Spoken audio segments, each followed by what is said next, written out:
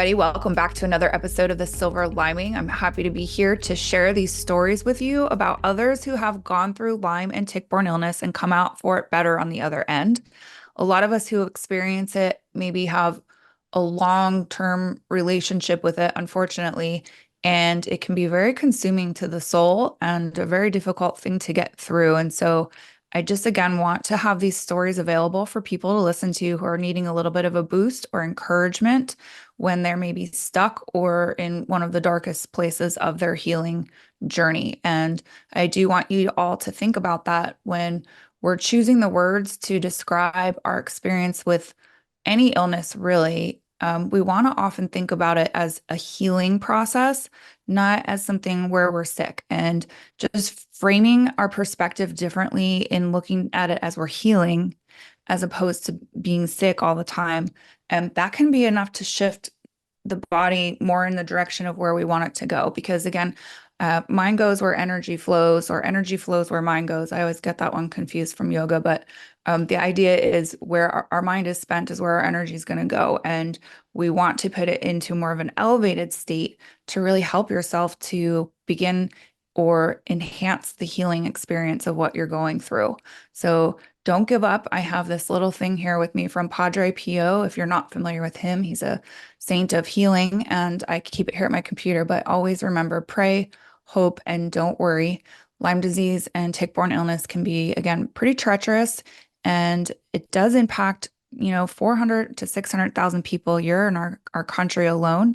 Pennsylvania, where I live and my guest that's joining me today live, happens to be the highest rate of infection state now for 12 years. It's a prime environment for ticks to thrive simply because we have great four seasons. We have leaf litter that they can survive over the winter through. It's a nice moist area in the summertime. So it's just all the right places. Oh, and we've got lots of deer. I was driving home the other night, and my goodness, I saw probably 25 deer just in a half a mile drive back from my parents' house. It was really late in the middle of the night. I got home on a flight, and I was just thinking to myself, like, this is when they need to send out the hunters. I don't want to kill the deer, but like, there's so many, and they aren't really responsible again for the ticks contracting Lyme, but they are responsible for helping them to spread and decimate in through the area. So just be mindful. They're beautiful creatures, but they do sometimes, again, bring the unwanted ticks along with them that can really change your entire world. And again, my guest today is joining me from Pennsylvania, Wendy Schell. This is someone that I met through PA Lyme Resource Network patient conference and ILADS conference that we just had not too long ago in the spring. And I was kind of surprised we hadn't crossed paths before, because Wendy is a really big advocate in this space as well. She does a lot of outreach and help for people. She has also gone through schooling and education to further her understanding of how to heal the body through her own experience. She's become a genomics health coach. She has a business, Clicks for a Cause, which she'll get more into the details of everything that she does around this. But her heart is made of giving and serving of others, and has always been that way. And through her experience with Lyme and tick-borne illness, I suspect the path that she was on with that has changed. And I'm grateful to have her again through this experience. But it was really nice to meet you in person, Wendy. And I'm grateful to have your time here to share with others, again, your story, because it is very inspirational and useful. And coming from your perspective now of having medical training, it really does help people to hopefully get a little bit more insight into their own journey and gain leverage to heal their own bodies. So thank you for your time today and welcome to the show. Thank you. I'm so glad to be here. And meeting you and everybody was like maybe the fifth time in 5 or 6 years that I was healthy enough to be out at an event in public. So it felt great to connect, to be alive again. Yes, I remember coming back from the land of petrification is what I'll think about it as. I was like a little zombie, but like my body was like stoned, like I slowly had to just like disintegrate that crust of whatever the heck that was in my body. And a lot of times that's the image I'll have of that as being turned to stone. Um, So I'm so grateful. And that was a lot of fun again to be there with you in that energy and space. And just to see your progression even since that time and the things that you're doing and getting out and about with your advocacy and your passion for all of the things that you care about in this world. And I'm grateful for that. It's a very big inspiration again to just watch you do a lot of the stuff that you do. So keep up the great work that way. And if you don't mind, would you share with us a little bit more about how you became involved with Lyme and tick-borne illness? Because again, that's not where this all started for you with your passion for helping others. So if you don't mind, that would be great. Thank you. Yeah. So by trade and schooling, I'm a professional photographer. I have a Bachelor of Fine Arts degree, if you can see all the kind of art things in the background here. Um, I was always aware of ticks as a photographer. I was always outside. I never really thought much about them. But I was sick throughout the years and nobody could kind of figure it out. I'm actually, I have my medical records from my birth because my mother was sick. Um, and I've been working on a book that documents the kind of medical journey I've been on. I've always been the unicorn, the mystery. And in 2013, 2014, I started to feel off. Went to my doctor and they said I was a new mom. I had been laid off from a corporate job. So, I had all these changes in my life and, just got put on some medication, diagnosis after diagnosis of anxiety, depression. I was told to go do yoga, which, in hindsight, that was partially true, but in her context was not true. I there was a virus and overloads of things in my body.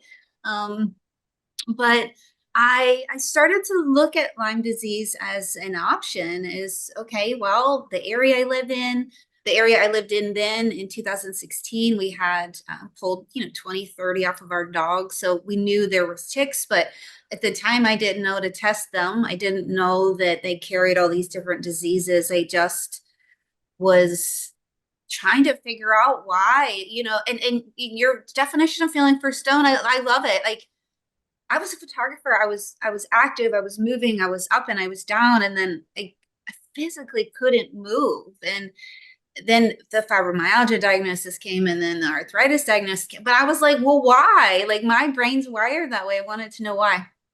So I started to research, and I was like, it's Lyme disease. And I went to my doctor, and I was like, it's Lyme disease, and they're like, no, it's not Lyme disease. And I finally got a PA that was willing to test me and came back kind of positive, kind of negative, but she started to treat me and then she stopped. So in 2016, I started to get treated sort of for Lyme, but they weren't going to call it that because of the testing. So that kind of put me in a spot where I felt alone and isolated, and my health deteriorated to where I moved into a home that I didn't know had mold, which most of the people in the Lyme community have battled that beast. And as a genetic practitioner, I can tell you that 80% of my clients have issues with airborne mold that have issues with clearing Lyme. So there is a connection in a lot of ways. So I found myself one day, I didn't know my son's name. I couldn't get out of bed. I had no creativity to take a picture, let alone brush my teeth. It was bad. If people are listening that have been in a dark place, it is a dark place. And I tell everybody that, looking back, I was too proud to talk about it. Like my close friends and family could see the change in me, but they didn't know what was going on. My doctors are like, well, your hormones will change back in a few years and, find something to do. And no one ever really addressed my nutrition. So I started to share with a friend. Her name is Jill. I always give a shout out to her because I feel like she saves my life. She introduced me to a doctor, Dr. Shaw. He's a clinical nutritionist, chiropractor, dealt with mold, dealt with Lyme, kind of, one of the doctors that are this diamond in the rough that once you find them, you're like, oh my gosh, where were you my whole life? Um, so we dove into nutrition. I didn't grow up really having a good foundation for nutrition or knowledge or vitamins or minerals or all of the things now that in my functional nutrition training I understand how food is medicine. But food changed my life. I started to feel better just by eating more food. And I know it's hard when we're sick, when people say, well, you need to eat more, but the vitamins and minerals, I was so depleted from the Lyme disease. And I had, once we started finding these alternative testing sites, I tested positive for Lyme that dated back, they assume over 10, maybe 15 years, which concerned me a little as being a mom because my son would have been born in that time. My son did test positive for Lyme when he was 6, again, through alternative testing.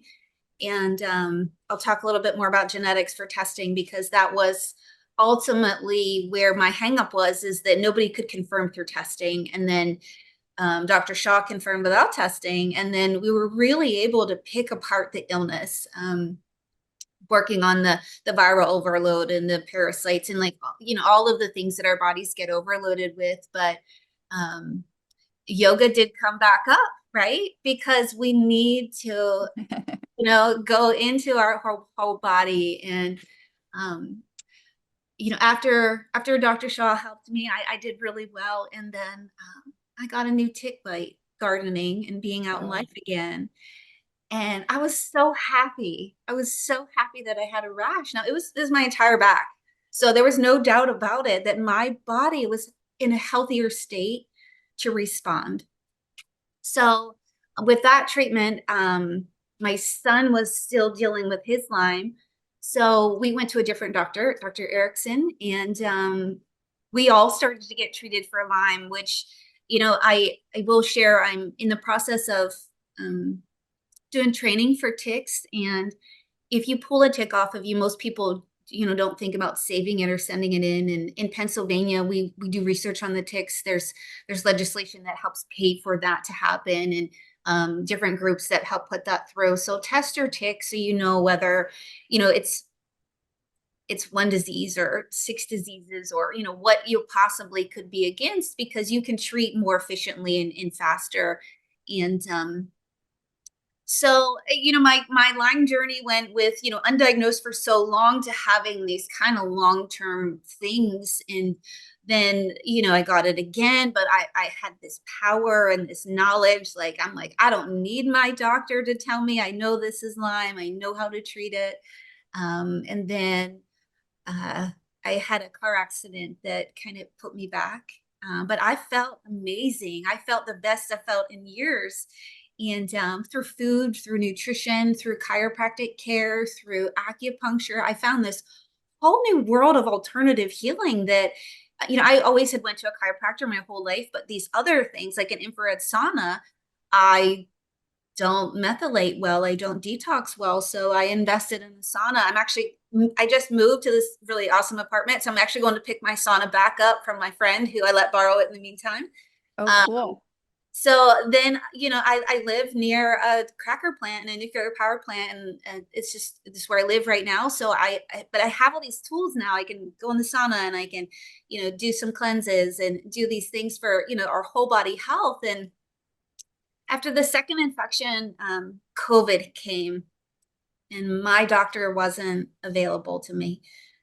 My photography that I started to get back into after I started to heal, it wasn't allowed to do in Pennsylvania. So I went back to school. I thought, if there's these doctors out there in this holistic space and these doctors that I'm researching on or I'm watching on Facebook or YouTube, like, what if I study under them? Even if I don't become a health coach, like, I can heal me and my That's right. son. And I found, well, I shouldn't say I think the algorithm found me on Facebook, and I'm okay with that this time, because it brought me Mind Body Green. It brought me Dr. Mark Hyman. It brought me Dr. Gundry. It brought me Dr. Shaw, who works on hormone health. And I took their holistic health coaching program, but I also took their functional nutrition program. And there was just so much learning, and I could feel my body just responding. And I was doing that while actively battling Lyme disease, and I kind of hacked my body, so to speak. So I use sound music to help stimulate my brain to put it in that right brain state.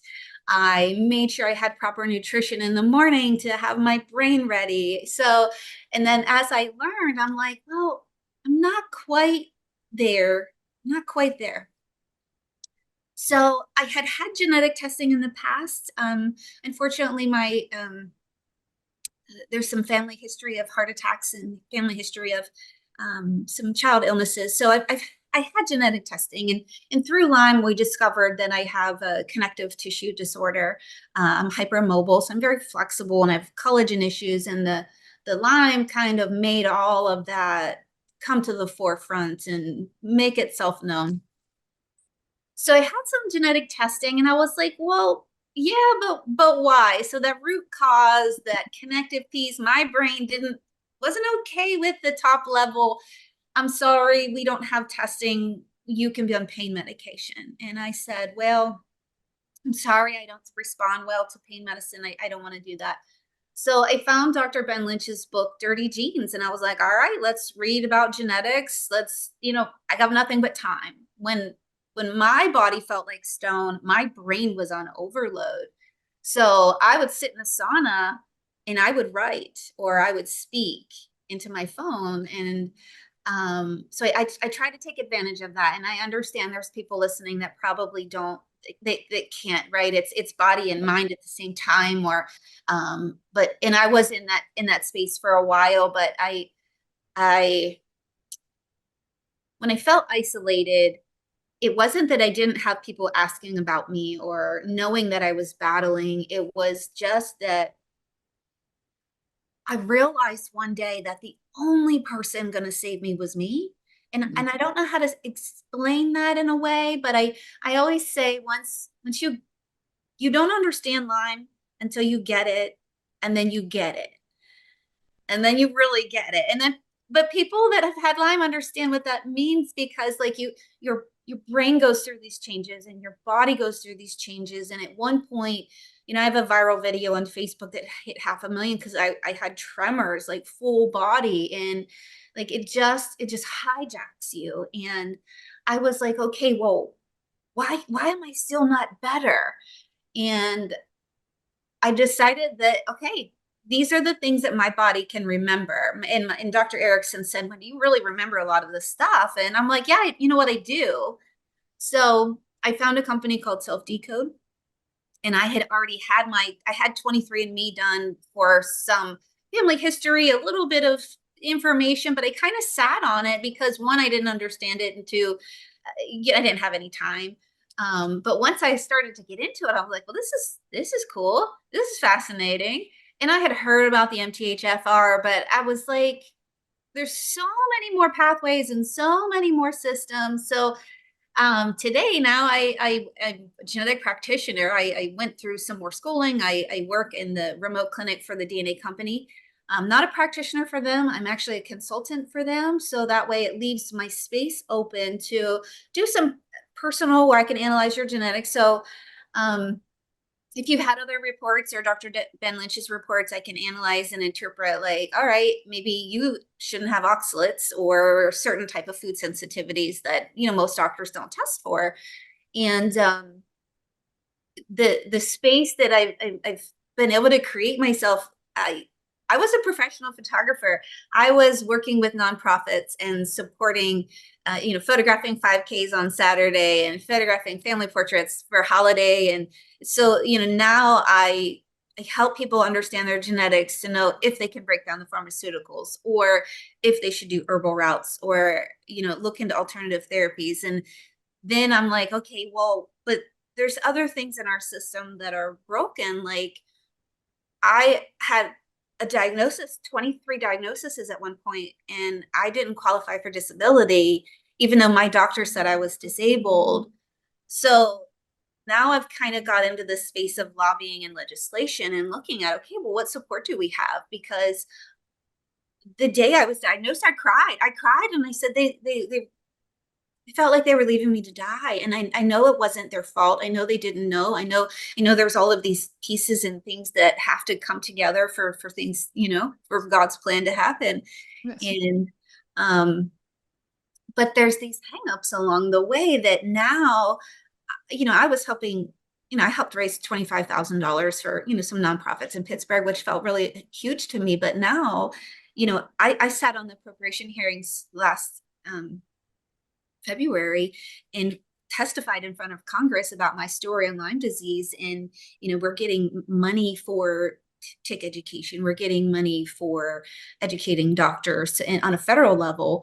But then, on a state level, here in Pennsylvania, 11 of 13 years we're number one. And the legislators don't know that. And it's disheartening as a Lyme patient because I put myself through schooling. I was gaslighted by my doctors. And for all of you that have a doctor that is not listening to you, just find a new one. Just find a new doctor. Go to PA Lyme Resource Network. They will help you find one. PALyme.org will help you find one. I can help you find one. So, build a team around you that is a good medical team, alternative if you need it. Reach out. I now am on the board of directors for the Global Sisterhood nonprofit. We help local women and girls, and we help globally. My the founder they come back from Africa, where they built a well in a orphanage for school for kids whose parents have died from HIV. So I'm going to try not to get too emotional, but Lyme disease changed my life. And people say, will I ever get back? And I'm like, I don't want to get back because my body was broken. Yeah. Yeah. Now, I am making an impact globally. And in Australia, they don't recognize Lyme disease. They'll recognize they can come to America and they can get bit by a tick and they can get an American diagnosed disease. But then they go back because their government pays for their health care. They can't get treated. So, I do a webinar to help them find alternative ways. So Lyme disease opened this whole new space for me to share my story, share my gift, to connect, to help inspire one other person. Because although I wasn't necessarily alone, I felt alone. And that's the disease. That's the bacteria in my brain. And, I did some Tony Robinson training. I did some mindset training. I read about quantum healing. So, I believe what my cells in my body believe. And when I stopped saying that I was so sick, I have Lyme, my body understood that. And in 2000 where's the time at 2000, oh my gosh, this is 24. The years go by, they blend together. I But hear you. I did clear the Lyme. I felt great. And June of 2013, I got a third diagnosis of Lyme disease. Okay. There was a lot of things in my life that happened, I think took my body back. And I didn't get a new rash, so I'm not sure if it was maybe the second one or a new one. But where I live, we test 5 out of 6 ticks test positive for Lyme. I spent some time in the mountains with my brother, so I'm not sure, but I had a third new officially infection. But again, I was so happy that my body was responding to testing. But knowing, all these different things from my education and experience, within 6 months, I used a Rife machine, I used binders, I used the sauna, I had already cleaned up my diet, I already cleaned up my environment, I already cleaned up my mental space. And within 6 months, I was Lyme negative. And I've been symptom free now for a year. I am involved in all these amazing groups. I am there's all these papers I have all the time, but this is called it's the PA 100. It's a bill that's currently in legislation that I'll share for the listeners in Pennsylvania. So Senator Brooks introduced it. It was another number. Now it's a Senate Bill 100. It's been there for going on 2 years. Yeah. So um, I'll talk a little bit about the bill. I have some friends in the space that write legislation, so we're actually looking at maybe editing it. I'm working with the some people from the PA Lyme, and we're kind of trying to pull it apart because, at the end of the day, they want this to go through. It's just getting tabled. It's just kind of sitting there because there's other things happening. But we shouldn't have to wait. So we're trying to look at ways to maybe thin it out because it's a pretty big bill for what it is for Lyme patients. So it talks about insurance, it talks about awareness, it talks about co-payments, it talks about all these different things, but it's kind of all in one bill. And I think that's where some of the hang up is on it, that it is a lot of things. So I have been blessed to be invited to work with these grassroots organizations, and I just finished some fellowship training on connection and communication. So I was able to, they helped me rewrite some of the policy. And, I hope that my name will be attached somewhere to this because it shows what we're all capable of. We are capable of healing. We are capable of at any age starting a new career or having a new passion. And as a holistic health coach, that last piece for me was the stress, the cortisol, the trauma, the generational trauma, the not knowing how to really process. And I look back and like I was sick probably I was sick my entire life. I was sick. My mother was sick giving birth to me. I have those records. So to be in a space where my body feels healed, but my brain feels healed, and financially I feel stable, and emotionally I feel stable, and nutritionally, like I know how to eat for my body based on my genetics, and like it feels, I've never felt better. I'm 46 years old, and I feel amazing. So the fact that I can help pull somebody out is the icing on the cake, so to speak. And I do dairy free, gluten free cake. I make all of my friends healthy meals that come to my home. I'm looking to put on a dinner that is all healthy meals because people are like, I don't want to eat dairy free. I don't want to eat gluten free. And then they'll come to my house and they're like, oh my gosh, Wendy, your food's great. I'm like, well, it's based on genetics. It's organic. And I put love into it. Like I want to nourish their body and I want to nourish their soul. And so I have this kind of cooking. I never grew up cooking. I didn't have to cook. And then what we ate was meat and potatoes. I have a lifelong family of farmers, and the other side was military. So, the food things that I inherited, like they don't serve me now. And I'm do things like generation cookbooks. And I told my mom, I'm like, no offense, but I'm rewriting your cookbook to be healthy because I love the pies, but they don't love my body. Um, so my passion for Lyme and the bills and it's, I work a lot with women. The majority of my clients are women. The majority of the chronic Lyme patients are women. The majority of chronic illness patients in the world are women. um and I see in my genetic work it's the hormone pieces. And with the DNA clinic we look at that hormone system. Is there an upcycle system? Is it the COMT? A lot of people are starting to do the genetic testing, so the COMT people are aware of, or the MTHFR. But there was always something again for me that was missing, so we were looking at the MTHFR. But once I got into the self decode and the DNA company, we looked at MTRR. So the vitamins that my amazing doctors were putting me on were methylated B vitamins.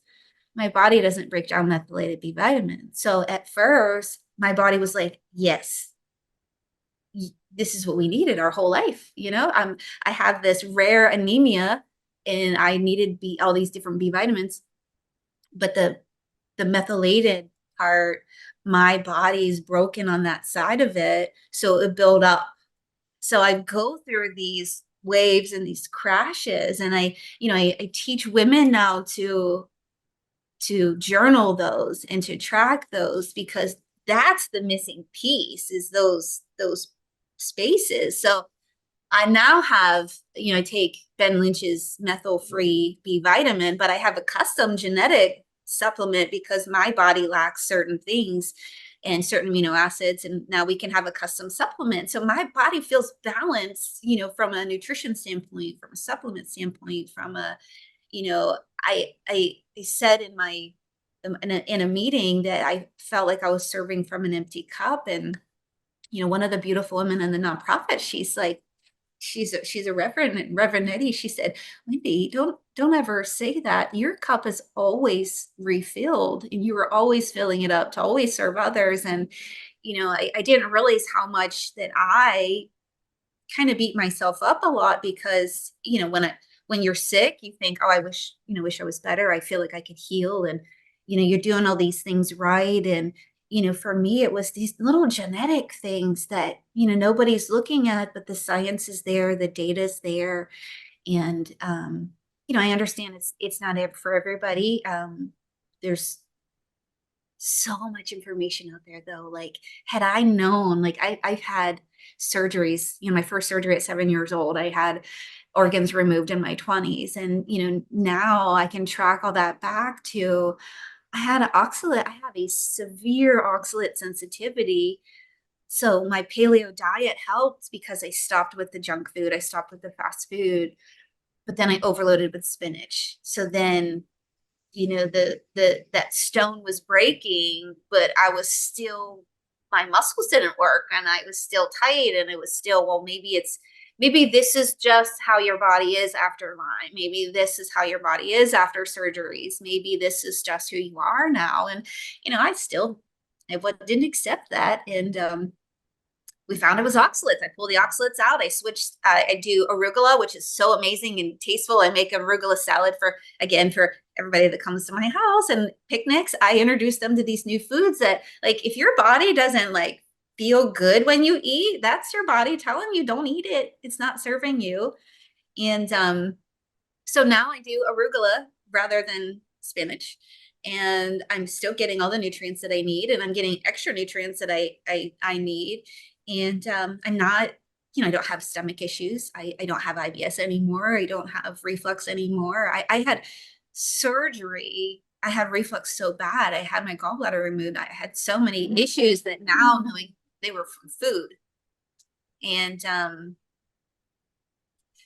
we can talk a lot about the food pyramid and, how we're trained in food. But, I just tell everybody, our bodies tell us. Like, there was a reason my whole life I didn't like certain foods. And it wasn't that I was a picky eater. It was that my body was like, hey, no. Now, I didn't like mushrooms. In the last 5 years, I ate mushrooms every day. I take it in pill form. I take it in liquid form. I take it. Some of that was, I think, more of a kind of a detox, kind of a, hey, I thought I was having issues with the mushrooms, but it was, my body was finally balancing, because there's so much medicinal in mushrooms, and then the copper, and like, there's so much that I found healing in mushrooms. And my mom was like, wait a minute, if there was a mushroom in a dish and you knew, you wouldn't touch it. And now I'm like, where are the mushrooms? I eat oyster mushrooms. I eat shiitake mushrooms. I met a girl, she grows mushrooms and she sells them. So it's like, all these things, they kind of change. But I feel like I figured my puzzle out, so to speak. But, I still have some lingering issues. I still have some brain fog a little bit. I still have, I'm still trying to get my collagen back, but I successfully went from a 9 to a 7 on my Biden score for my flexibility. So I'm getting that back. And last Saturday, I photographed a political event in the morning. I photographed a military ball with 200 people. We did pose portraits, action photos. The next day, I photographed a boat rally. And then I went with my best friend and her daughter and my son to a Renaissance festival, which was 2 hours away.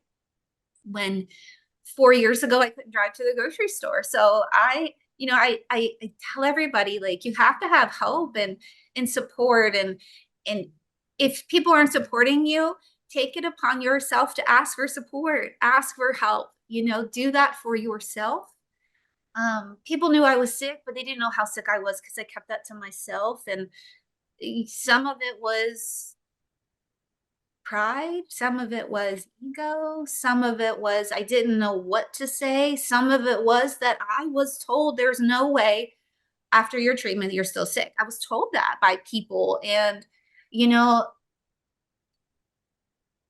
I don't I don't hold anything to anything that happened in the past, and because now I can educate, and now I can say, okay, I appreciate that. Let me share you with what I know. Let me share with you that there's legislation saying that we need help. There is the numbers for the appropriation hearing, like millions of dollars that are needed for these programs. And the documentary, The Quiet Epidemic, the Under Our Skin, like you and me talking now, I know we've a lot of us in the space, we're doing podcasts with James and David, and there's these other, people that are popping in all these groups that are support groups, but we're not allowed to talk because they think we're fishing for clients and likes and views, and we're not. We're just sincerely trying to help and support. And so ask for help. And if you are suffering, or if you have healed, or you are healing, or you have a story, share it with all of us. I do free mentor calls for Lyme patients. If anybody needs someone to speak to, they can call and talk to me. I do health coaching. I do the genetic work. I do a lot of things, but one thing I will always have time for is somebody that feels that they have no hope or nowhere to go or no one to talk to, because, I felt like 2014 to 2024, like 10 years of my life I lost. But what came out of it has been beautiful. But Yes. those 10 years I felt alone, and I felt, I was blessed to always have been an artist. I picked a paintbrush up with, when I was 2, and I've been doing art ever since. And to lose that felt like I lost myself. And I started to do art therapy, and I started to photograph again, doing florals just to have something. So, if there's something you can get back to, or having a conversation with you or I or anyone else in the space that, can help, because until we believe we can heal, we will not. Until our mind leads, right? Where our energy goes. Yeah, those, right? Yep. So I said, I got to find myself. I got to find me. I don't associate with the disease, like, cause that just stuck in my body, and my body was sick with Lyme disease. I'm very confident to say that. I feel my body has healed from Lyme disease. I know there are doctors and there are people that say you can't heal or say you can never get rid of it, but my body is in a healed state. Yes. My Yes. body is healed. It's And I possible. feel so much better than when I met you, this spring, like, because I had these other pieces again that I didn't share, I didn't talk about. I recently divorced and went through a custody with my child. It's never a place I thought I would be. And, that some people, I had an interview and they said, do you think that caused, issues? And, unfortunately I said, no. I think that's why I was still there, and why I stayed through some of the things I stayed through, because I was sick. I was not standing up for myself in my marriage. I was not standing up for myself as, for Wendy. I wasn't. I was too sick trying to survive and trying to, raise a child and help a child heal, and, all of these other, roles that I had to play. And, now, everyone's like, you're glowing, you're great, you're amazing. I'm like, because it's me. Like, I feel like I can breathe. Like, I can breathe. Yes. Yes. That's what you look almost like a totally different person actually than when I met you in the spring. And that's a bit kind of what I've been sitting here thinking about the whole time actually is just like, wow, she's like so vibrant and so bright and so clear. And able to just deliver your message very succinctly and well. And that shows me your brain is thinking again, and like you're able to do what needs to come out and make things work and fire and wire everything together properly. And like it's just been beautiful listening to you just because of how you're seeing things and how you are putting forth the information for people to hear. So thank you for that. You've brought up so many things that I'm like, okay, I I don't know want I to like, talk too much, so sorry. no, it's like, I don't want to stop her. She's in a really I good flow. And so I'm like, I'm taking notes over here. I had Um, it in for so long, like mm, let me go. Let me help and serve and yeah. I love it. I love it. That's a lot of my guests will tell me that it's actually really healing for them to come here and to just be able to speak. And I Mhm. never really had that thought of when I made this show. Like I wasn't like, oh, this will be a really healing process for my guests too, but like it is, and I love it. And it's really fun for me to know that that's like how freeing it is for people to Yeah, get that off their chest. Um, so if you don't mind, like I have some yeah, questions for you though. yeah. You had been talking about the bullseye, and so your second infection, you got a bullseye, and you were saying that's because your body was responding. I don't know if I ever really so clearly connected that. So do you feel that when, because I know again, 35% of people get a bullseye rash. Is that 35% people who are like healthy and their immune system is healthy? So it's like, I see the infection, and then the rest of the people are maybe too sick that their immune system doesn't respond to that? Is that what I'm getting from that? It is my theory. Huh. Also, why I didn't test positive because my body, and this is theory also with my doctor, is when I was so inflamed and overloaded with the mold, I wasn't showing positive for Lyme then either. The theory for that is that I did not have enough of immune response because I was so busy battling these things that my body didn't care. Mm, But genetically, we studied Lyme. So my body doesn't necessarily tag the Lyme or the mold as invaders. mm, So, but when we look at epigenetics, our genes express when our body is at an unhealthy state. So there's my hypothesis that is my body was so sick for literally my entire life. I never got a rash. Then my body was in this really flourished state. Then I got a tick, and my body said, hey, okay, wait, this is not supposed to be here. There's a little bit of us that knows that. And now, we're pretty smart because we're not being overloaded with all these other things. So that is my personal hypothesis from my medical records. What I'm writing in my book is that I do feel that that depends on their state of what their health is. And when even if we look at blood work, how our blood work cycles, blood work is helpful. It's an indicator, but my blood work versus my cycle versus my middle of my cycle versus my blood work next week versus what I ate is going to be different. So there's all these factors that we have to consider, but I do feel that skin tone is a big thing that we don't talk about is you know, my son is very fair skinned. We're very Irish. He's very fair skinned with red hair. So when he got bit by a tick, we were looking. He never had a rash either. He never tested positive for Quest, but we took him to Dr. Erickson, who sees children here in the Pittsburgh area. And we went through the MDL lab. It's Maryland Diagnostics Lab, and my son was 7 out of 10 bands positive for Lyme, where the CDC is finally calling and saying, hey, you're positive for Lyme. So they recognized, but the testing, so some of it's the testing itself, some of it's our body state, some of it depending on where we're at throughout the illness. So it's it's one of those things again would go back to what's our body telling us. My son had anxiety. My son couldn't walk out of his bedroom. He was dragging his leg. I knew as a mom, I knew as a Lyme patient, I knew, that was before I went really into my education, but I knew enough to advocate for him that no, this is Lyme. okay. Yeah, thanks. That's what I I can see that. I don't have, but my intuition's like, meh, I could see that. So thanks So for that more to come. It's theory. something I'm looking at for Yeah. certain.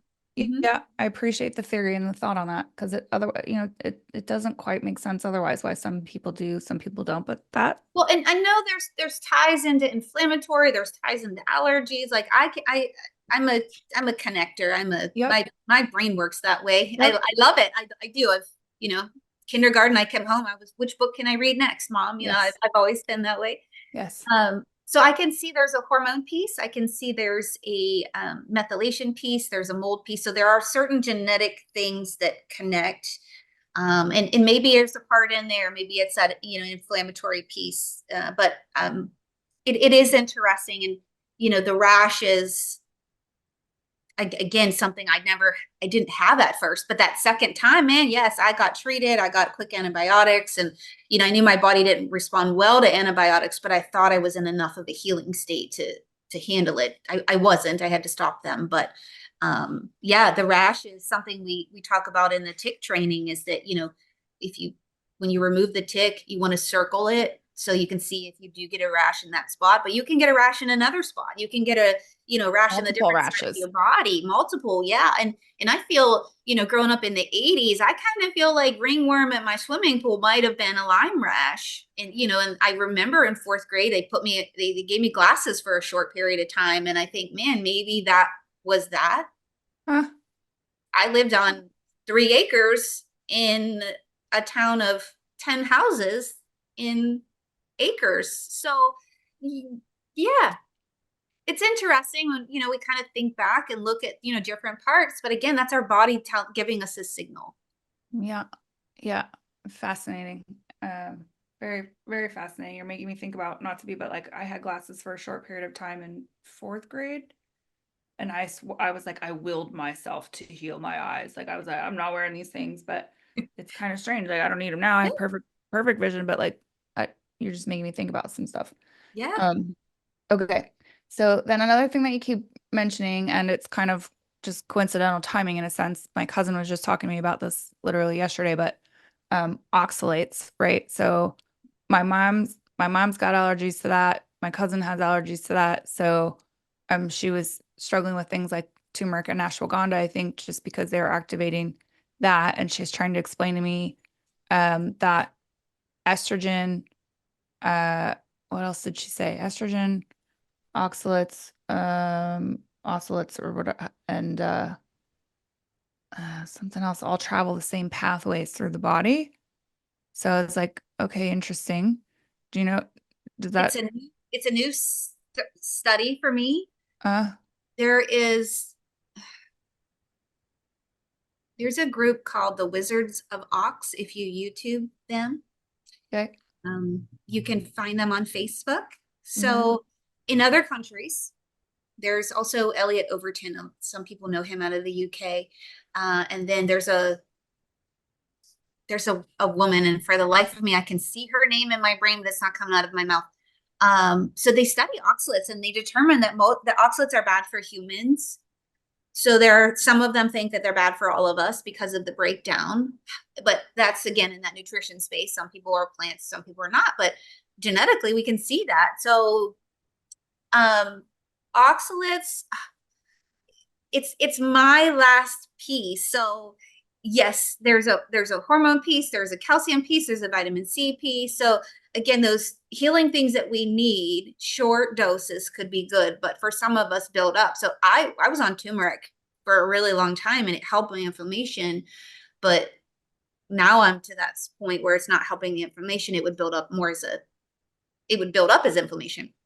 So I get these flares, and it's called dumping. It's a fantastic word. There's no other word for it. They call it dumping. So the oxalates build up in certain parts of your body. They can build up in your eyes. They can build up in different skin, in your organs. They can cause you to have kidney stones. So a lot of females can have urine issues or bladder issues, and it builds up. And then once you lower your oxalates, because we need some oxalates in our system, then it dumps them out. It tries to push them out because it thinks that you need more in your body. And then you could have a flare. So I get this spot where I lose my hair, and it goes back in my skin, and it's around my cycle. and I tracked it, and like I get these red things on my skin, and I get this, and nobody to this day has been able to tell me what the thing is. And I'm like, all right, I think it's dumping. I think it's this oxalates that are finally coming out for this lifelong, and especially 3 years of paleo, I was really pushing it into my system.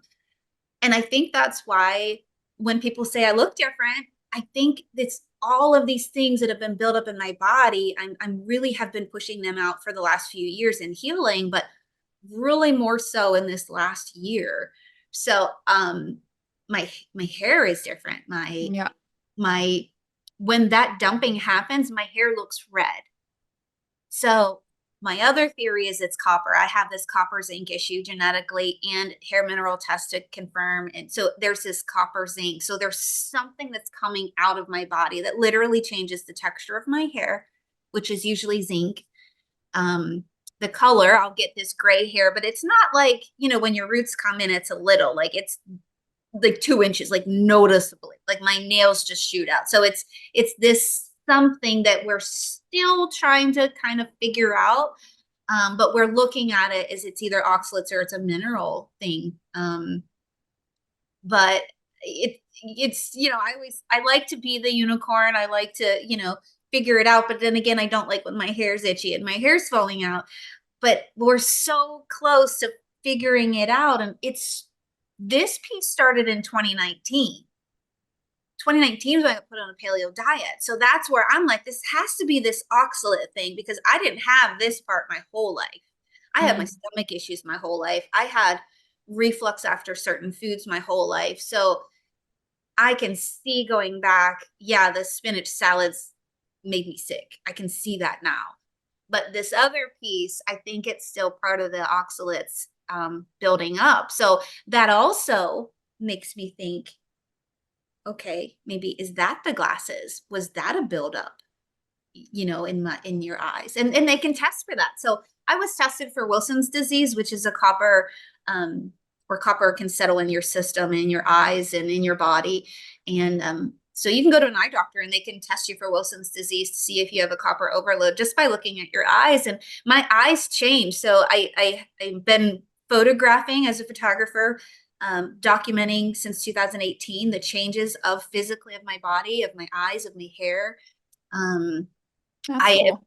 Yeah, yeah, as a photographer I have to, but as wanting to help other people and letting them see what it is, right? We don't see the ugliness of it. Like, I have some really ugly pictures that I took of myself during my healing.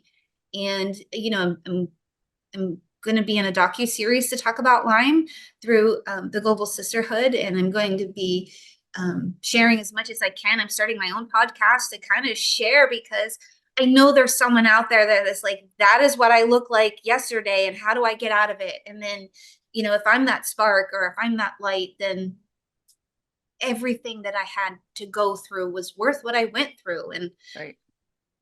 it's when you're in it, you never think you can get out of it. But when you're out of it, you're just like, see ya. That was yesterday, Exactly. right? It doesn't Exactly. exist anymore. I'm not holding on to that. And that also helps me feel lighter. And in like, so many people in the support groups, I love everybody, but they're angry and they're upset, and it's hard sometimes to be in that environment. So I'm not on Twitter or X, because I got banned for talking about things I'm not allowed to talk about, and women's health and alternative healing. But I'm starting my own through my website, my own community, my own group, where we can talk openly, but it's going to be positive. So if you're in a space and you want to be in a positive space, that's what we want. We understand. I want you to come in. I want you to cry. You post a video in there, you're crying. Do it. Get the tears out. Get the crying out. We'll all meet up somewhere and give each other a hug. But having that positive space and that positive environment, and I will put this link on my website with all my other podcasts, because you have to have that light. And I know you've met Fred, and he has this book, and he wrote it about people in your life. And advocate for yourself. And, I advocate for myself. I advocate in legislation. I advocate, for strangers, because it's a lonely disease. And the fact that the number one killer, they call it that, is suicide. Like, that was my moment that I stood up for myself. I laid in my bathtub. I had a 3-year-old little boy. And I said, how do I have postpartum depression when he's 3? Why are my doctors telling me this? Laying in my bathtub. I did not want to get out of my bathtub. I wanted to just slide in that bathtub. I didn't want to die. I didn't want to hurt myself. But I was in such a dark place. That was enough for me. I had no energy. I was tired. I was just tired. And I shared that, and my support, we went to the park, we went, got some fresh air, we went and talked, and then I started to share with Jill, and then I found a doctor, and then I found another doctor, and I do see my one doctor who told me to do yoga 10 years ago. I see her again, but I have the confidence now to say, hey, I need you to look at my iron. I need you to look at my, I have this, anemia. And she's like, I don't understand your reports. I don't understand. And, you wouldn't have that anemia. You would be born with it. And I can say, actually, in my field of study, in my genetic research, it actually can be brought on by adulthood. And this is the one piece that nobody has ever talked to me about. Like, I have the ridges on my nails. I have every symptom of this rare anemia. I have ancestry that goes back, if you want to look at it, to Africa, but they don't want to look at me because of what I look like on the outside. I have long hair. I'm pretty. My hair's always been fabulous. So, they're like, oh, you look healthy. I'm like, I'm tired. I'm still tired. I, you know, so but I have the power to advocate for myself. And I have the paper to say, hey, look, or I have the knowledge that I always share with everybody. Tell your doctor to write it down. Are you refusing to treat me? Are you refusing to do this for me? Because they have to log it in their medical records, and they all mean well. They all mean well. They all want to help you. But if they understand that you're serious, and if not, you're going to go find another doctor, then a lot of times they're going to be on your side. And, going in, my mother, I watched my lovely mother carry around like this high of her medical records. And then I worked in medical records temporarily, where I met my best friend, who we are still best friends after 30 years. And so I've always had these pieces of life that, everyone says you're built for today. And I was raised by a young parents who, but my mom always served. My mom's a Girl Scout leader, her entire life, my entire life. So for, almost, I don't know, over 50 years, my mother has been inspiring young girls and women, and teaching them things like cooking. And I carry a pocket knife with me, and I just do. I'm prepared. And, it's beautiful to see that, I was a small town girl that, my parents put me in. I did modeling and pageants, so I can speak. I did those things. But then I was a photographer. Like, then I was the artist. But now, like, I am helping people live. I am inspiring people. I am still photographing people. I am on a nonprofit board of directors. I was just on the Gateway Clipper in Pittsburgh, having dinner and seeing the city light up. Like, that was my dream when I was 13 years old.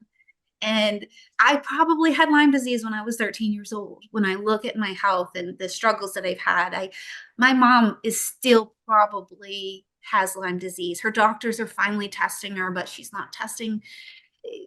She has a lot of health issues. She was unfortunately hit by a drunk driver and has had like 60 surgeries, throughout her lifetime from that accident. So, she's probably at her best healing state too. And if you look at her, you wouldn't know, but if you know her, you're like, oh my gosh, you've been through so much. And, she's inspires me every day to inspire others. And, so yeah, shout out to my mom, Gail.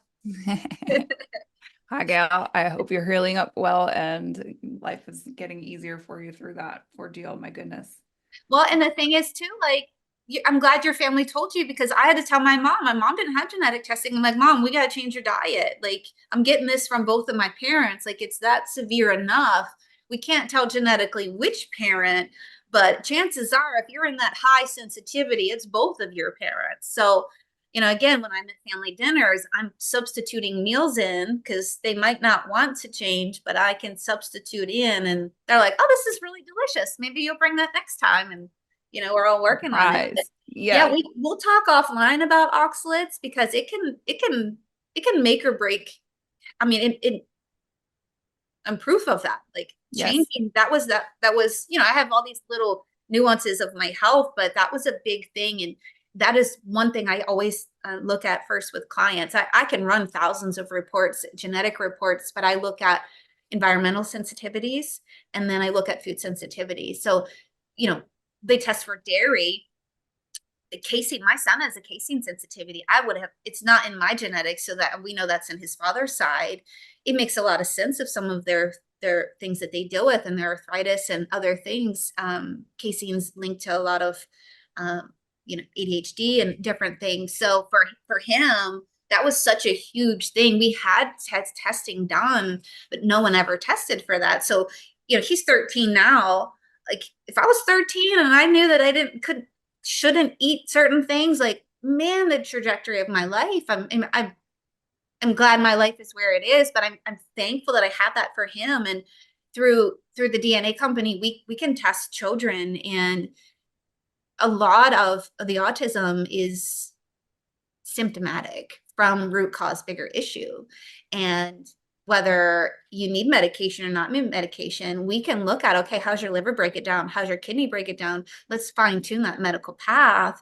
And they're seeing kids come off the spectrum. We're getting people off of medication. I was on 22 medications at one point. I had 30 diagnoses at one point. I take one medication right now. I do take LDN for my connective tissue, but I also live near an old mill town of Pittsburgh. We have bad air quality. I live near a nuclear power plant. So I take that temporarily. I take it low dose, but it's what I need right now. My goal is to be off of it once I move. I want to live in a little beach house somewhere warm where I can ground in the beach every day in the Yes. sun, and then I won't need to take it anymore. But for now, it's what I need, and I know my body can process it. So yeah, we all have a path. We just have to find it and stand up for ourselves to get there. That's kind of how I see it. It's like there's not one tried true methodology for people to get out. Everybody has their own combination, their own lock that's unique to them, and it's just figuring out that path. And it sounds like the tools that you have are very specific to helping people understand that a lot faster. And so that's really beautiful because um, through this process, it's like you and I, we both have learned and grown and researched, but it shouldn't have to be like that. It shouldn't have to be that hard for people. Not everyone's wired like us, where we're like, oh, please give me another book to read. I want to learn more. Right. Not everybody's like that. Some people just want to do their thing, and we all have our things, and that's good. That's a beautiful part of life. But if you can help somebody go faster, and I think about this a lot of times with people that I see too. It's like I know it's body, mind, and soul, and that environment plays a big part into things. And which needs to come first? Is it the Lyme? Is it the mold? Is it the metals? Is it the this? Is it the that? I mean, I think it's kind of everything actually. And the more that you delve into it and suss it out and flush it out and make it straight and smooth again, like the easier all of that becomes because then the body can start functioning. But um, like if you had to pick one of those, which one would you tackle first, mold or Lyme? I would say overall, it's like inflammation, Okay. Okay. That's because fair. if your body's inflamed, you are not going to be in a healing state. So what I did manually took me years. We're doing genetically in 6 months, Yeah. Yeah. because the heavy metals, right? It is an onion, right? So my first treatment, it was mold, metals, virus, we didn't tackle candida or parasites because those kind of came off as the rest of the body healed and kind of pushed things out. Okay. But when I look at it now, if someone comes to me and they are healing or, looking at treating Lyme, obviously symptomatic and blood work, what's where we can look at that. We can input lab work. We can input, it's fascinating. So like, I'm really my own doctor. My best friend Lisa calls me not Doc Wendy, because I'm not a doctor, but I literally, I have my laptop and, when my son was little, we watched Doc McStuffin. So I think of her every time she calls me not Doc Wendy. I think of Doc McStuffin. It's like, she can be a doctor. I can be a doctor.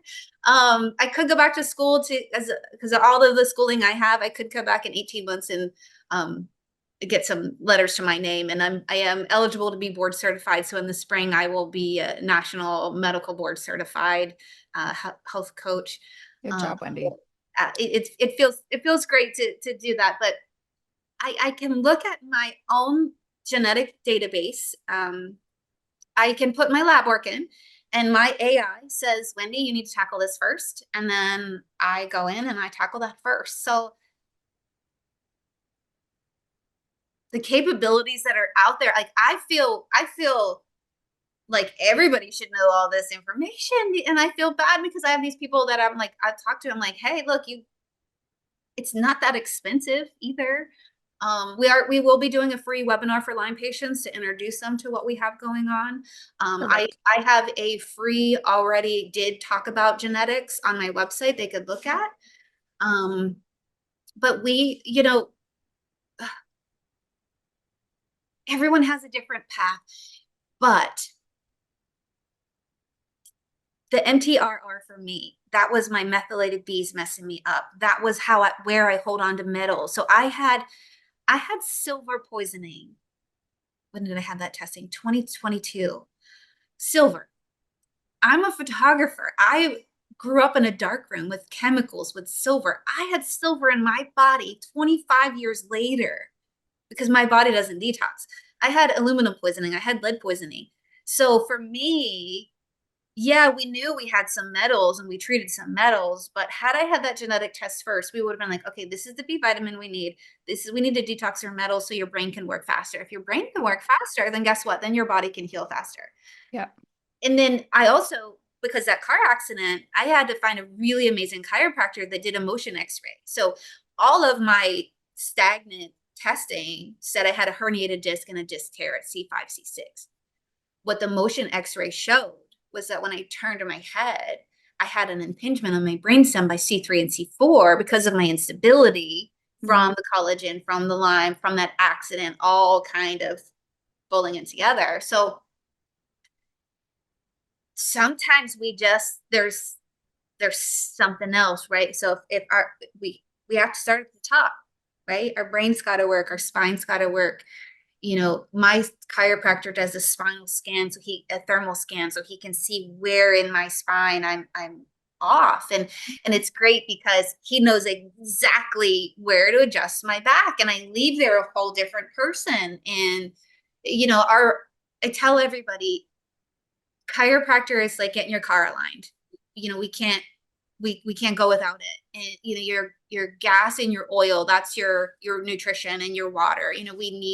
We need good spring, good clean water. We need to have good nutritious food. So most people can relate to that. Like a car, like, yeah, if you're hearing a noise, right, you got a little blemish coming up and you don't know what's going on and you didn't get hit, well, then something else is going on. Or your tires rumbling a little bit, you're going to slow down and take the time to look at it. And yeah, I just got a new car. I need to have better gas in it. I could probably put the low level gas in it, but for it to run more efficiently, I need that high level gas.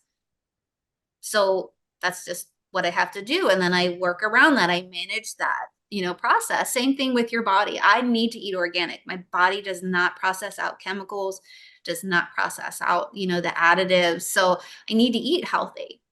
So training in holistics, I know, well, what do I have to do to make that happen?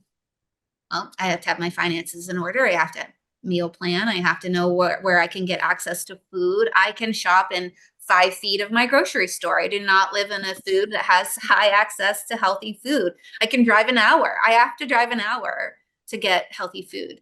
Or I don't, I used to have a garden. My neighbor always supplied us stuff. So, but my parents' garden, I get stuff from my parents. So Good. finding these, okay, now what? Right? Well, now what? Oxalates shouldn't probably be in your diet if your entire family's having issues. So now what, right? Okay, well, who's the person that has the information about oxalates? How can I find that out? And you're right, people want that information done for them. So I am working on some programs. I am working on some little like booklets for like, these 5 things. People in the Lyme group all the time. How do you heal? That's a long story. That's right. That's I had correct. 8 protocols in 5 years. That's correct. That's correct. 8 different protocols. The second tick had different. I had mycoplasma pneumonia the first time. I did not have co-infections the second one. The third one I did not either. And I didn't have Epstein-Barr any longer, and I didn't have these other things any longer. So, but basic inflammation, inflammation. But is it from your environment? Is it from metals? Is it from food? Is it from stress? Is it from your air? Is it a food that you're eating that you don't realize is bad for you? Yep. Yep. Yep. That's a great answer. Thank you. Yeah. And then random question. What Yeah. kind of shampoo do you use? I use I think it's Sabella. I Melaleuca is a natural company. Yep. I used their products decades ago, and then I just got back into it because I Yep. had to switch. That was one of the things. I had to switch all of my products, my hormone disruptors, right? My Thank you. shampoo, right. And I wanted to talk about that. So I have this healthy organic shampoo. I do organic hair dye. I have organic makeup on. Like for decades, I didn't do my hair. I didn't wear makeup, and I don't need it, but I like it. I Yep. like a good I'm the same mascara. way. I Yep. like a good lip gloss. So, yeah, Melaleuca, I use theirs. The local health food store sells organic makeup, so that's where I got my lip gloss. It's called Yep. Sangria. Like it costs a little bit more, but you know what? Me crashing for 10 years cost my retirement. It Yeah. cost Yeah. so Yeah. much more. Like I was set in my career. I would have been making 6 figures, and I went to literally having to take a loan out on our line of credit to live because I couldn't work. Yeah. So, Yeah. is it worth it for me to spend $6 on a lip gloss? Absolutely. That's right. That's right. Absolutely. It absolutely is. And so I'm glad I just switched over to Yes. an herb. It's basically made with herbs shampoo. And so I was just kind of curious about that because that's something I've recently been more aware of. Well, and there's oxalates in things. There's It's gluten in Yep. products. Like there Yep. are dyes. Like I love maraschino cherries. I shouldn't eat cherries, but I like maraschino cherries. But now they're putting red dye in the maraschino cherries to make them look prettier. But my body does not, I will not do red dye. My body Yep. cannot do red dye. Yep. So one of the classes that I'll be teaching is how to read food labels because Okay. it's tricky, it's confusing. It's a change. It's a change, right? Where am I spending my money? I'm spending my money now on organic food, not on copays, not on all these alternative treatments I had to pay That's right. cash for out of my pocket. So now I'm able to spend that on food. And I tell everybody that calls me, if there's a time to take out a loan, if there's a time to ask a family or friend, if there's a time to do a fundraiser, that's what I did for people. Clicks for a Cause. We hosted photography fundraisers for families, for nonprofits, and everybody won, right? I got to photograph, they got a beautiful picture. We donated the money to them. So it can happen. And if not, find somebody who can. We can't do it alone. I like to do things alone because I didn't realize I was type A personality, but I also thrive in a team. I'm a manifesting generator. When people are around me, we generate, we go, we make things happen. So find that person in your life. There is a person in your life that is that person that makes things happen, that gets call them and say, hey, I have this disease. I don't know if you know about Lyme. Can I talk to you about it? I really need some help. Can you help me? You can do genetic testing for $400. You can do a program for $8,000. I spent 40, 50, 60, I don't even know how many thousands of dollars in 10 years. And added my schooling of what I had to pay to educate my own self when I had a medical team, but they're behind. The medical teams are behind, 10 years behind. Add in genetics, they're 15 years behind. My GI doctor, she was fabulous trying to figure out. I went down to 99 pounds. They all Wow. said, we don't know what to do for you. I'm like, it's a parasite. They're like, no, we did it. We did a stool test. It's not a parasite. I'm like, I'm telling you, it's a parasite. I saw a guy online. I don't remember what kind of practitioner he is. He literally looked at me and said, it's a parasite. I think you got it during a medical procedure. And I'm like, okay, talk more to me. And then I went and had hydrocolon therapy done and I passed a parasite. And in 24 hours, I gained 5 pounds. Wow. I Parasites are a whole other world that nobody wants to talk about in America. But when I go to Costa Rica, I can get a little parasite cleansing kit. Yeah. And but it's our body. If our body is in that state, the parasites are going to take over. The candida is going to take over. The sensitivities are going to rear their head up and take over. So, we have to have that. What are we breathing in? What are we eating? What are we mentally putting in? I overworked myself. I worked a corporate job. I traveled. I literally was on a conference call when I went into labor. And I Wow. look back at I thought I was successful. I thought I was good. I thought I can handle all this. I can do all of these things. And then now I'm like, I do not put my email on my cell phone. If you email me, I will get back to you. Yep. I don't have it sent to my cell phone. Yep. It is not going to take over my life. And, success is great and all, having money is great and all. That's not what fills my soul. Yep. Spending time and doing things with my son fills my soul. Spending times with my family and friend, making them a nutritious meal fills my soul.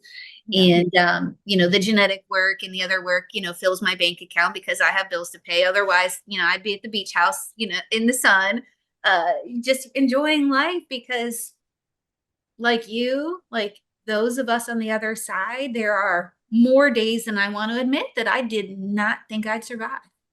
I did not, I never thought I'd be here. And I'm so happy to be here with you, talking to you. But, there are days that I just wanted to sleep. Yes. I needed to rest. Yes. Yes. I can appreciate that a lot. And I'm so grateful that you're still here and that you're in the capacity that you're in to share your light because it's really bright and beautiful. Thank you. And you will help, you have already helped, and you will continue to help so many people find their way to the other side so much faster. And like I'm just, you know, uh, God God picks the strong through this, right? Like, and that's partly why he gives us this sickness is to evolve the way that we needed to do the work that he needs us to do here on earth. And Absolutely. yeah. And so, if people are interested to talk to you or schedule something with you, what's the best way for people to reach you? My website is Clicks for a Cause.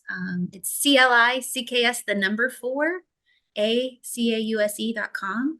There's information on there about genetics. There's information on there on how to find me on social media. There's a link to sign up to talk to me. I do have one specifically on there for Lyme patients. Just click it. It'll put you right into my schedule. You can I do get those sent to my phone. I do get those notifications. So, I'm always excited to talk to people.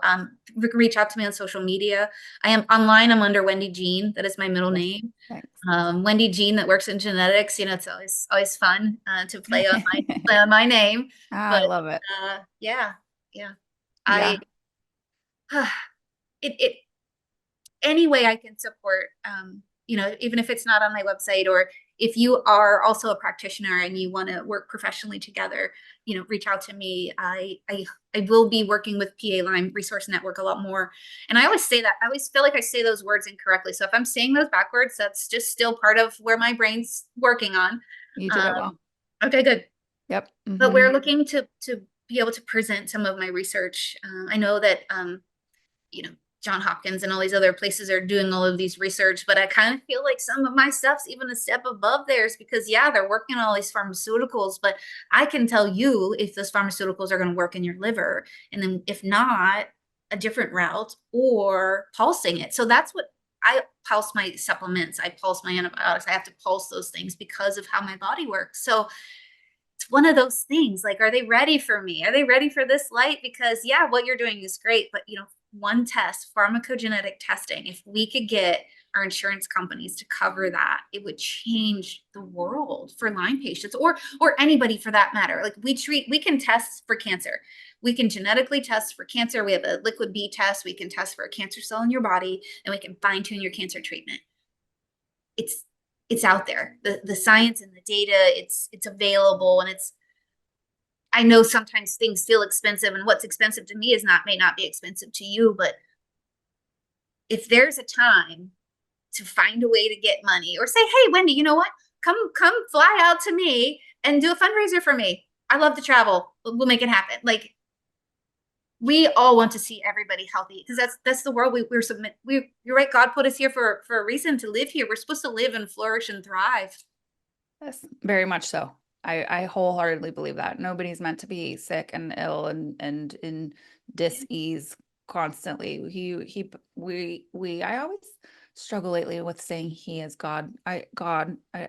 All being Yes. different word for this that I need to figure out how to do because I don't think it's a really like a sexist thing, but God made us to have abundance and prosperity and joy and lightness, and that is really what our objective is to being here. And so it's just really important for people to understand that because um again, we get caught up so many times, I think, in the daily grind, and it's maybe easy to fall to the side or the side of the scale that's like more negative or complaining or dark or feeling stuck or overwhelmed. But like we've really got our own control throttle of that to push it back over. And Yeah. the more we practice being in that energy and reconnecting to that, or maybe some of us never get disconnected. I have to remind myself about that too, that some of us are always just connected that way. But Right. it's so much easier to live and it's so much easier to be and it's much more comfortable and peaceful. And that's really what I want people to understand too. It's like we have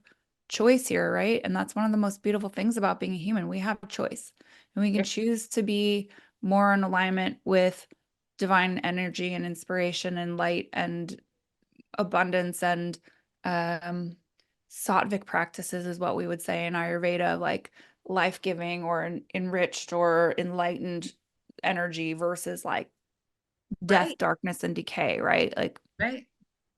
so yeah. We we it is a choice. I met someone the other day and they're like, most people would not have continued. Most people would have given up. Most people would have, right? It's a choice. But I didn't feel like I had a choice. I had a child, right? Yeah. I did Yeah. not just fight for my life. I fought because I had a child. Yeah. But smile, right? Smiling does things to your body. It does things to your cells. It does things to your brain. So Yeah. I smile at everybody. I want to be that person that smiled at you at the grocery store that made you Yes. happy. And you're like, like, I was raised that way. I've always been I'm friends with everybody. Everybody, likes Wendy. I praise my parents and my family for that, but it's a choice. I have had angry days. I have had bad days. I have, but it's my choice. That's And right. I can choose to be happy. I can choose to let the person I, not being on the real world and driving. I do some DoorDash delivery. I do some delivery driving to make some extra cash because I got to eat good Yes. and building That's my right. practice. So I do all kinds of cool things and I meet cool people. People don't know how to drive. People do not know how to drive. I've almost gotten ran over. I'm on foot. I've almost got rear-ended. But I can't let that ruin my day. I cannot let that ruin my day. Like, It's done. It's over. Those moments do not exist anymore. They are gone. They are gone. Right. And you know, and I can't keep thinking about it because I got a forward future.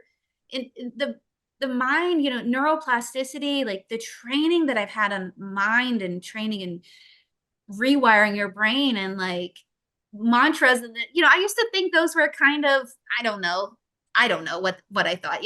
Someone left me a post-it note like you're beautiful and I'm like, what? But it is true. We have to speak those words to ourselves. Yes. I am beautiful every day, whether I wake up and I look like crap or I feel like crap. I am beautiful. I have Yes. to say that every day to feel that in myself, in my cellular health, in my brain. Like That's if right. I wake up and I'm like, oh, I look terrible today, I feel terrible today, it's just going to be a crappy day, then it is because Yeah. I've already put that out in the universe. So we have to choose to be happy. We have to choose to be healthy. We have to choose to be kind. But that is our choice. And you know, I try to, you know, I have a 13-year-old boy, a teenager, right? I'm like, it's your response is your choice. If I say something to you, that Right. is your choice on how you respond. It is your That's right. choice of the words that you say back to me. So That's right. it is all within our control. And they say we create our own reality. We do, right? Perception is reality. My fourth grade teacher said that to me, and it stuck with me my whole life because it absolutely. What's your perspective today? And you know, I said something that upset my son, and I was like, "What's wrong?" He had a completely different perspective of what I was saying than what he thought, but we had to communicate and talk through that. So it's just beautiful that it is our control. Yes. I am who you, I, what is the saying? I am who I think you think I am. It's Say that really again. difficult to say. I am who I think you think I am. Oh, yes. Yes. Right? Yes. Yes. Right? Yes. Very much so. You think I'm light and I'm radiant. So yeah, I am. I am. Yeah. Yeah. Yeah. But if you think, yes, If you're I thinking, if I thought you thought I just talked that's a lot right. and didn't know what I was doing, then That's I would right. think that you thought I was, you know, but That's right? right. So Right. it's I have to That's ask right. you, you know, what do you think about me? What's my feedback? What's, you know, what how can we work together? Because if not, then, you know, I might feel bad about myself because I think you feel something. Correct. So that Correct. mindset is really, you know, fascinating. I could go back to school to do some get recruited all the time to go back to school for different psychology things, but it is all within our control. If I feel beautiful and I think that you think I'm beautiful, then I'm beautiful and I'm going to be beautiful. That's right. That's right. Which is beautiful. It is beautiful, right? It is. That's right. It is. And Yeah, yes, it this has is. been a lot of fun, Wendy. Like again, I was happy to connect with you in person, but this is even more than what I was imagining. And I'm just so grateful because this has been wonderful to talk with you. I didn't think it wouldn't be, but like just your knowledge, the amount that you have to share with people again, I can sense, like I can feel it. It's just like the magnitude of what you have to deliver right now is very important. So just keep going, keep believing that you're fantastic because you really are genuinely fantastic. And I'm so glad that you found your way back to the light so that you can do the work that you need to do right now. Thank And if I can help you with anything, please let me know. I am here to support you on your journey as well. And for our listeners, if there's things that they can do from a legislative standpoint, you know, I encourage people always to reach out to your local elected officials and talk to them more about this in particular, Lyme and tick-borne illness as a topic, because it's not getting the attention that it needs. It's not getting the funding that it needs. It's not getting the support that it needs. And it's time that that changes. And we've been fighting for Senate Bill 100 now for years in the state of Pennsylvania. And it's been different names. It gets to here, it gets to there, and then it gets killed or it's blah, blah. Like it just never quite gets through. And it's really unfortunate. But I do think I, you know, you said it earlier, it's like you don't get it till you get it. And once you get it, you really get it. And it's like, yeah. And you and I both know we don't want people to have to get Right. it, to Absolutely. understand. And We don't so, want you to know.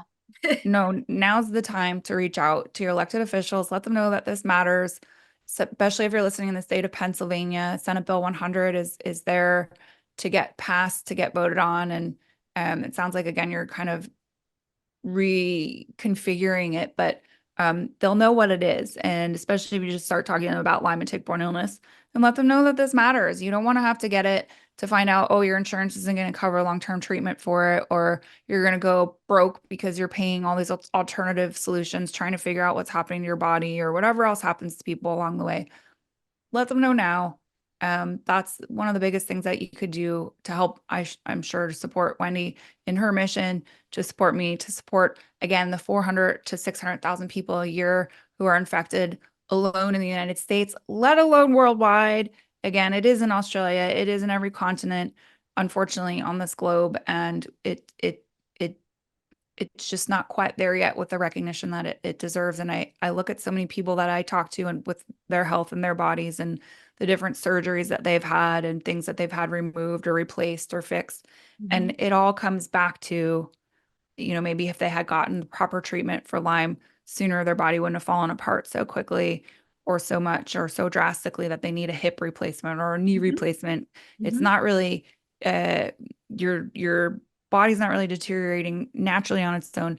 It's these other things that are causing this inflammation to cause these problems in the body. And Right. through people like Wendy, talking to people like me, you can really get a little bit more clarity and a better foundation in place for yourself to forge ahead with a more concise plan for yourself of support and getting through it more quickly, because that's also something that we both wish for people is like, you don't have to get it to understand this. Insurance helps to pay for people who have it, unfortunately, and that we can make it go as quickly as possible and as painless and as cheap as possible for you as well on all levels, not just financial, but emotionally, mentally, and so many other things. And I think we just lost Wendy there, but I appreciate you all watching and participating. We'll see if she's able to join back, but I think we're pretty much complete anyways. And this episode has been fantastic. I've really enjoyed this time with Wendy. And again, if you're interested in reaching out to her, it was clicksforacause.com. And she is on social media under Wendy Jean. And then you can always reach out to me and I can connect you with her as well if that's of interest. So I really do appreciate your time today. Thank you for listening. And we look forward to bringing another episode to you soon.